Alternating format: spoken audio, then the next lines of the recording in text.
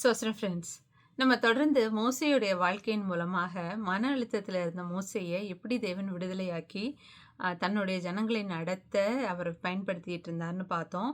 அதாவது எதிரிகள் கிட்ட ஜனங்கள் இருக்கும்போது மோசே கிட்ட இருந்த அழுத்தம் வேற, இப்போ தன் சொந்த ஜனங்களை நடத்தும் போது மோசே கிட்ட இருந்த அழுத்தம் வேற. இப்போ நம்ம இதுவரைக்கும் பார்த்ததுல நம்ம பார்த்தோம் அப்படின்னா, மோசே வந்து ஜனங்களுக்காக பரிதபிக்கிறவரா, ஜனங்களுக்காக கர்த்தர்கிட்ட பேசுகிறவரா, அவங்க கேட்குறத கொடுக்கத்தக்க ஒரு ஸ்தானத்தில் இருக்கிற ஒரு நபராக தான் நம்ம பார்த்துருக்கோம் இல்லையா? இந்த வாரம் நம்ம பார்க்க போகிறதே ரொம்ப வித்தியாசமான ஒரு மோசையை நம்ம பார்க்க போகிறோம். நீங்கள் வந்து லேவியராகவும் 10வது அதிகாரத்தில் பார்த்தீங்கன்னா, ஆரோனுடைய 2 குமாரர்கள் நாதா, அபியூ இவங்க 2 பேரும் என்ன செய்கிறாங்க, தேவ சமூகத்தில் அந்நிய அக்னியை கொண்டு போனதுனால தேவ அக்னி அவர்களை பட்சித்து அவங்க வந்து மரித்து போகிறாங்க. அப்போ மோசே பேசுகிறத பாருங்க, 3வது வசனம். லேவியராகமம் 10வது அதிகாரம் 3வது வசனம். அப்பொழுது மோசே ஆரோனை நோக்கி, என்னிடத்தில் சேருகிறவர்களால் நான் பரிசுத்தம் பண்ணப்பட்டு சகல ஜனங்களுக்கும் முன்பாக நான் மகிமைப்படுவேன் என்று கர்த்தர் சொன்னது இதுதான் என்றான். ஆரோன் பேசாதிருந்தான். அதாவது செத்து கிடக்கிறது ஆரோனுடைய 2 குமாரர்கள். அதாவது எக்ஸ்பெக்டே பண்ணலை இப்படி ஒரு சம்பவம் நடக்கும்னு. ஆரோனும் அந்த இடத்துல தான் இருக்கிறாரு. அப்போ மோசையுடைய பேச்சு எப்படி இருந்தது அப்படின்னா, அவர் வந்து ஒரு குற்றம் பண்ணி அதற்கு தண்டனை அனுபவிக்கிற ஒரு நியாயமுள்ளவனுக்கு நேரிடுகிறது தான் இது அப்படிங்கிறத அவர் பேசும்போது, பாத்தியா நீதியா நடக்கலைன்னா எப்படி நடக்கும்னு பாத்தியா, பரிசுத்த தேவன்னா என்ன அப்படிங்கிறத அவர் வெளிப்படுத்தினார் பாத்தியா அப்படின்ட்டு அவர் தன்னுடைய பரிசுத்தத்தின் மேல நின்று இதை பேசுறது போல இருக்கு. ஆனா அவர் பேசுறது சரியாகவே இருந்தாலும், ஆனா அவர் பேசுற இந்த டோன் வந்து தன்னுடைய சகோதரனுக்கு ஒரு ஆசுவாசத்தை கொடுக்குற மாதிரியே அவர் பேசல. இதுக்கப்புறமே நீங்க பாத்தீங்கன்னா அவர் ஆரோனை தேற்றினதாவே இருக்காது.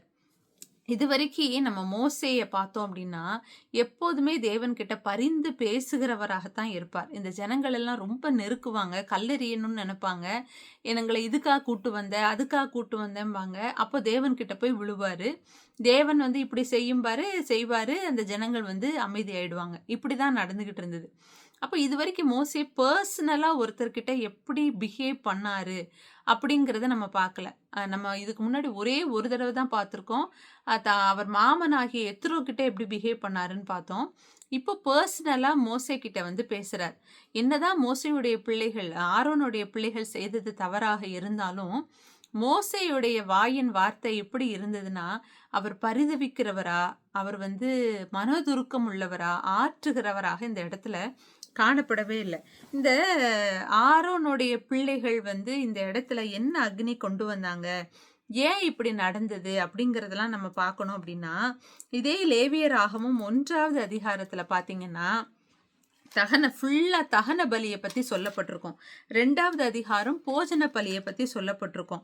3வது அதிகாரம் சமாதான பலியை பற்றி சொல்லப்பட்டிருக்கும். 4வது அதிகாரம் பாவ நிவாரண பலியை குறித்து சொல்லப்பட்டிருக்கு. இப்படி தொடர்ந்து பலிகளை பற்றி சொல்லப்பட்டிருக்கும் போது, இந்த தகன பலி அப்படிங்கிற காரியத்துல நீங்க வந்து 5வது வசனம், லேவியராகமும் 1வது அதிகாரம் 5வது வசனம்னா, கர்த்தருடைய சந்நிதியில் அந்த காளையை கொல்ல கடவன். அப்பொழுது ஆரோனின் குமாரனாகிய ஆசாரியர்கள் அதன் இரத்தத்தை எடுத்து ஆசாரிப்பு கூடாரத்தில் இருக்கிற வாசலின் பலிபீடத்தை சுற்றிலும் தெளிக்க கடவர்கள். பின்பு அவன் அந்த சர்வாங்க தகன பலியை தோல் உரித்து அதை சந்து சந்தாக வெட்டி, அப்பொழுது ஆசாரியனாகிய ஆரோனின் குமாரர் பலிபீடத்தின் மேல் அக்னியை போட்டு அக்னிகளின் மேல் கட்டைகளை அடுக்கி, அப்போ இதுதான் பாவ நிவாரண, இது தகன பலி செலுத்துவதற்காகத்தான் ஆரோனுடைய குமாரர்கள் அந்த அக்னியை அந்த பலியின் மேல போடணும். அன்னைக்கு அந்த காரியம்தான் நடக்கவிருந்தது. அப்போதான் அவங்க என்ன செஞ்சாங்க, பரிசுத்த அக்னியை போடாம அவங்க அந்நிய அக்னி போட்டதுனால அந்த இடத்துல மரிச்சு போறாங்க. இப்போ இவங்க மரிச்சிட்டாங்க. இவர் வந்து மோசே கிட்ட பேசிட்டாரு, ஆரோன் கிட்ட பேசிட்டாரு. ஆரோன் அமைதியா இருந்துட்டாரு. இதுக்கப்புறம் இவங்க என்ன பண்ணிக்கிட்டு இருந்தாங்க, தகன பலி பண்ணிக்கிட்டு இருந்தாங்க. இதுக்கு அடுத்தது பாவ நிவாரண பலியும் பண்ணிக்கிட்டு இருக்காங்க. அந்த ப்ராசஸ்ல தான் இந்த 2 பேரும் மரித்து போனது. அப்போ மோசே வந்து சொல்றாரு, "நீ உன் பிள்ளைகள் உனக்கு மொத்தம் ஆரோனுக்கு 4 பிள்ளைகள் 2 பேர் மரித்துட்டாங்க. அவங்க வந்து அடுத்த 2 பிள்ளைகள் யாருன்னா, 6வது வசனத்துல இருக்கு. லேவியராகமம் 10:6. மோசேயோ அ அ மோசே ஆரோனையும் எலியாசார், இத்தாமார் என்னும் அவன் குமாரரையும் நோக்கி, நீங்களும் சாகாதபடி என்ன செய்யக்கூடாது, இந்த சடலத்தை நீங்க தொடக்கூடாது. இந்த சடலத்தை உன்னுடைய சகோதரர்கள் என்ன செய்வாங்க, இந்த பாளையத்துக்கு புறம்பே போய் அவங்க வந்து இதை அடக்கம் பண்ணிப்பாங்க. நீங்க வந்து போகவும் கூடாது, நீங்க இதை தொடவும் கூடாது அப்படின்னு சொல்லிடுறார். ஏன்னா இது வந்து பிரமாணத்தின்படி அப்படி வந்து செய்யக்கூடாது அப்படின்னு சொல்லிட்டு, தொடர்ந்து அவர் வந்து அந்த தகன பலியை குறிச்சும் பாவ நிவாரண பலியை குறிச்சும் இதை எப்படி புசிக்கணும், இது எவ்வளவு பரிசுத்தமானது, இது ஆசாரியர்களுக்கு ரொம்ப முக்கியமானது அப்படின்ட்டு அந்த விதிகளை குறித்து ஆரோன் கிட்டையும் அவருடைய 2 மகன்கள் எலியாசார், இத்தாமார் கிட்டையும் சொல்றார்.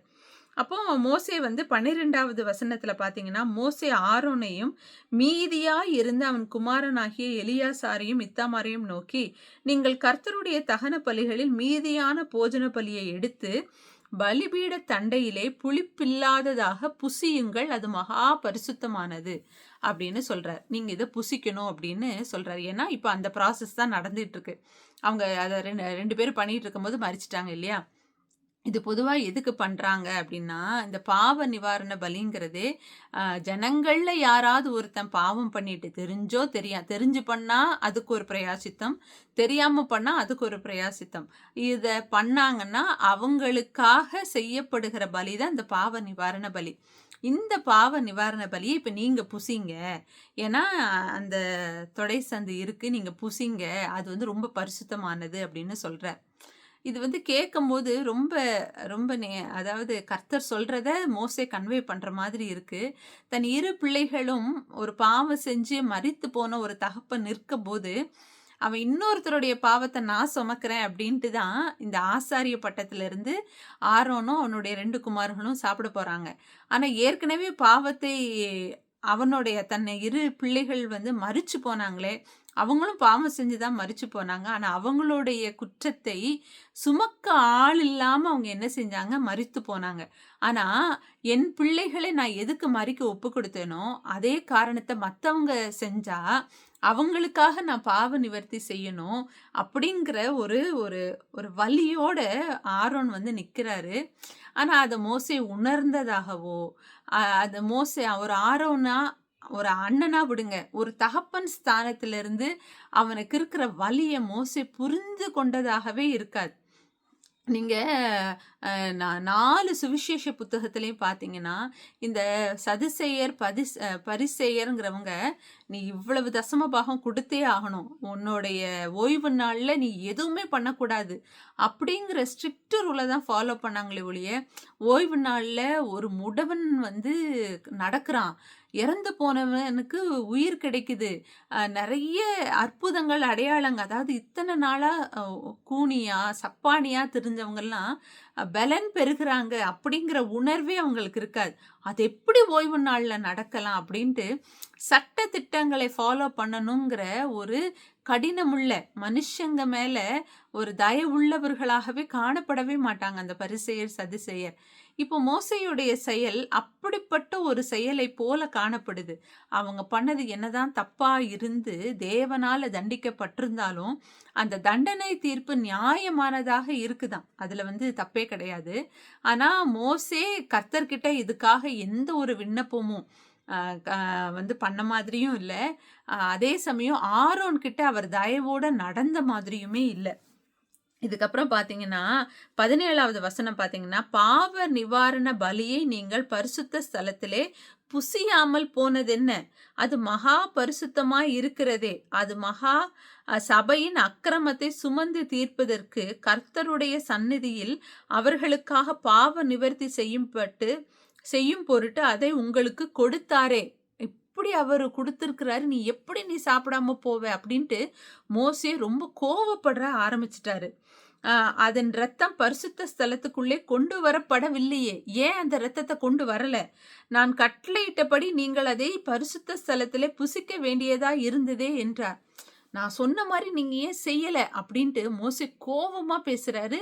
யார்கிட்ட? ஆரோன் கிட்டயும், அவன் பிள்ளைகள் கிட்டயும். இப்ப ஆரோன் தன்மையா ஒரு பதில் சொல்லுவாரு பாருங்க.